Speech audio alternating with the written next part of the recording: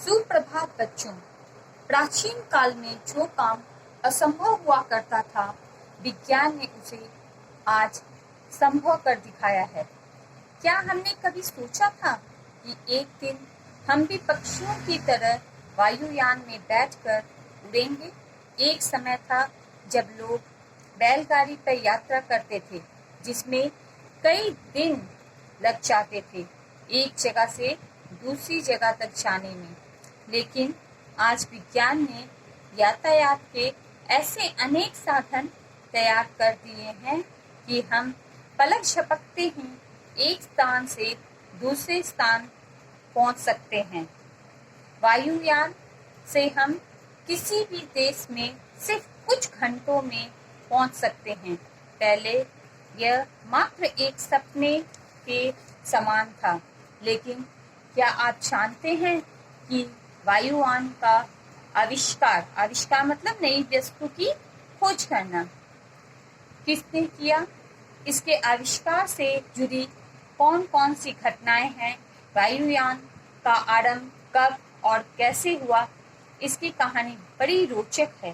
तो चलो आज हम इन्हीं सब बातों को अपने हिंदी पाठ्य पुस्तक अनमोल रतन से पाठ संख्या 9 आकाश की शेर के माध्यम से इन्हीं सब बातों को जानने का प्रयास करेंगे। आकाश की सैर। हमारे देश से बहुत दूर फ्रांस नाम का एक देश है। उस देश के निवासी दो भाइयों ने आकाश में उड़ते हुए पक्षियों को देखकर स्वयं भी उड़ने की कल्पना की। उनका नाम जोसेफ और स्टीफन था। एक रात को सर्दी से बचने के लिए दोनों भाई कुछ जलाकर ताप रहे थे। थोड़ी देर बाद आंच कम होने लगी तो जोसेफ ने थोड़े रद्दी कागज आग में डाल दिया। आंच तेज हो गई और धुएं के साथ कागज के जले टुकड़े की राख भी उड़ने लगी।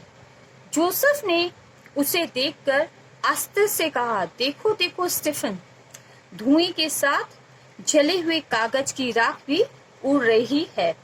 स्टीफन ने धुएं के साथ कागज के जले टुकड़े को उड़ते देखकर कहा, जोसेफ, मैं तुम्हारा मतलब नहीं समझा। तुम क्या कहना चाहते हो?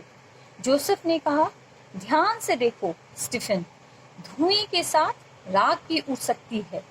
इसका अर्थ यह हुआ कि गर्म हवा ठंडी हवा से हल्की होती है।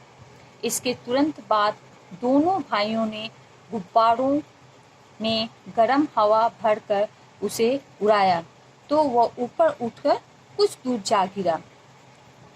इस परीक्षण मतलब होता है जांच करना, कोई भी नई चीज की जांच करना के बाद उन्होंने कागज का बड़ा गुब्बारा बनाया। उसमें नीचे छेद कर हवा गर्म करने के लिए एक छोटी अंगीठी मतलब छुल्ला होता है, रख दी। वह गुब्बारा भी थोड़ी दूर जाकर नीचे गिरा। इस परीक्षण के सफल होने पर वो बहुत खुश हुए। कोई भी काम में हमें सफलता मिलती है तो हम भी बहुत खुश होते हैं, तो दोनों भाई बहुत खुश हुए। तब उन्होंने कपड़े का एक गुब्बारा बनाया और उसमें मोमबत्ती रख दी।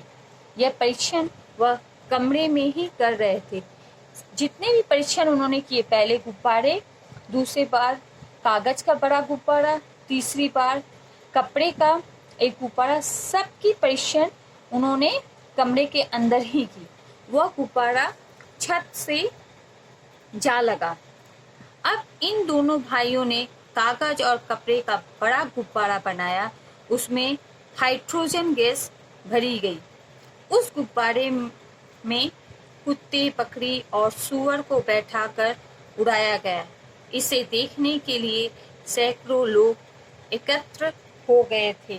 कोई भी नई चीज को देखने के लिए आदमी की एक भीड़ हो जाती है, नहीं तो उसे देखने के लिए जब उन्होंने कागज और कपड़े के गुब्बारे को बनाया तो उसे देखने के लिए सैकड़ों लोग एक जगह एकत्र हो गए। वह गुब्बारा काफी ऊंचाई पर उड़ता हुआ दूर जाकर धीरे धीरे नीचे उतर गया। अब उन्होंने एल्युमिनियम का गुब्बारा बनाया, उसमें हाइड्रोजन गैस भरकर स्वयं दोनों भाई उड़ने के लिए बैठ गए। वह गुब्बारा भी ऊंचाई पर उड़ता हुआ कई मील दूर जाकर नीचे उतरा।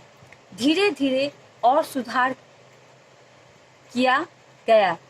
गुब्बारे में छोटे छोटे इंजन लगाकर दूर दूर उड़ान भरी गई। उन्हीं दिनों अमेरिका के एक छोटे से शहर में दो भाई साइकिल बनाने का काम करते थे। उनका नाम विल्बर राइट और आर्वल राइट था। इन दोनों भाइयों ने ग्लाइडर में सुधार किया और इंजन लगाकर सन 1903 में पहला वायुयान तैयार किया, जो 1 मिनट में 852 फुट लंबी उड़ान भर सका। कुछ दिनों बाद दोनों भाइयों ने और सुधार करके एक ऐसा विमान तैयार किया जो 2 घंटे में 90 मील तक उड़ गया था। अब तो कुछ ही घंटों में वायुयान द्वारा हजारों मील उड़कर मनुष्य देश विदेश की सैर करता है। पहले जो यात्रा महीनों में होती थी, वह आज घंटों में ही पूरी हो जाती है। इस कहानी का तात्पर्य यह है कि मानव ने अपनी बुद्धि के बल पर असंभव कार्य को भी संभव कर दिखाया है। आज जीवन के अन्य अनेक महत्वपूर्ण क्षेत्रों में मानव विकास की नई नई ऊंचाइयों को छू रहा है। मानव अपनी बुद्धि के द्वारा इतना ज्यादा विकसित हो चुका है कि कहा जा सकता है कि मानव आकाश की ऊंचाइयों को छू रहा है और कोई भी कार्य उसकी पहुंच से बाहर नहीं है। धन्यवाद।